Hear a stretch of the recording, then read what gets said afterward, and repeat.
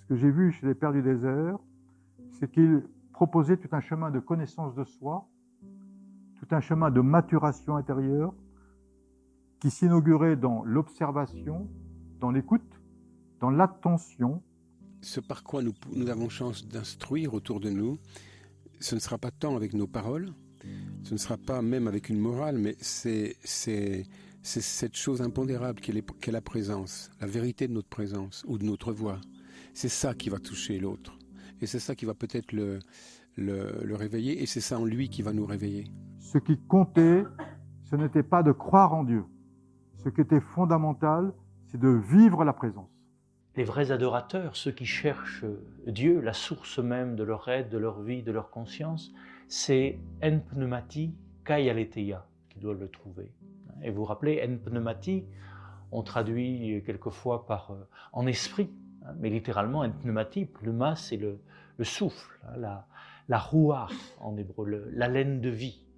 Donc si tu veux savoir qui est Dieu, c'est pas dans un livre, c'est pas dans une conférence, c'est pas dans un temple, mais c'est dans ton souffle. Tu cherches la réalité ultime, la réalité intime, eh bien, va voir dans ton souffle et dans la vigilance.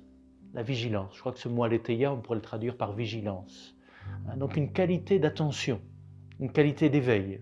Parce qu'il y a des présences qui sont agréables, et là, je dirais, on aime leur donner du temps, on aimerait leur donner davantage de temps, mais il y a des présences qui sont très désagréables, et même terrifiantes, et qu'on n'a pas cherché. Mais c'est là, c'est là. Et au lieu de subir ce qui est là, comment entrer en intimité avec ce qui est là? Parce que la douleur est une interprétation mentale.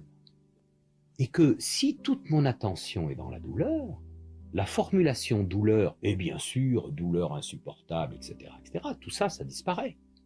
Il n'y a plus qu'un ensemble de sensations fortes, des élancements, des éclatements, des déchirements, des choses totalement indescriptibles au fond. Et vous êtes dans ce monde, et la notion de douleur a disparu.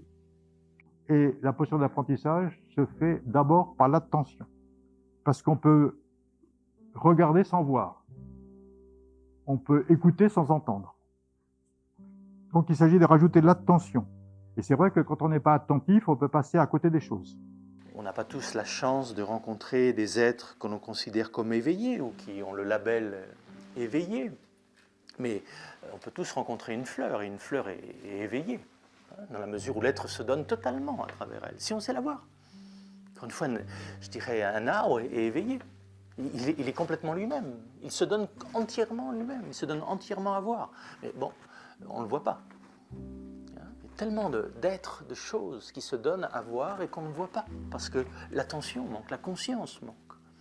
Ce qui me chagrine un peu dans la vie, en voyant la plupart des gens, c'est qu'ils se comportent comme si c'était normal de vivre là. Pour moi, c'est un sujet d'étonnement constant.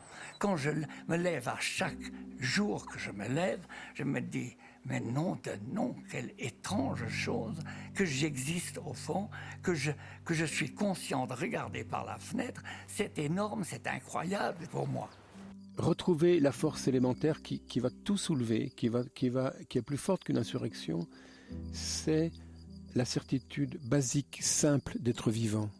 Le sentiment concret qu'on est vivant, la chance, l'incroyable chance d'être dans cette vie, malgré toutes les balles qui volent, malgré tous les rideaux qui s'effondrent, toutes les scènes de théâtre qui brûlent, malgré tout ça, il y a une chose qui est plus belle que tout et qui viendra à bout de toutes les horreurs, c'est la fraternité d'être simplement vivant sur cette terre simple et ensemble, et déjà avec ceux qui sont dans la pièce à côté ou ceux qui sont là. Cette chose-là, cette pensée-là, pauvre, elle change tout. Vous savez, on a maintenant vu la même chose dans les sciences physiques. Toute observation modifie les phénomènes observés. C'est la même chose dans ce domaine psychologique. L'observation modifie les phénomènes que l'on observe.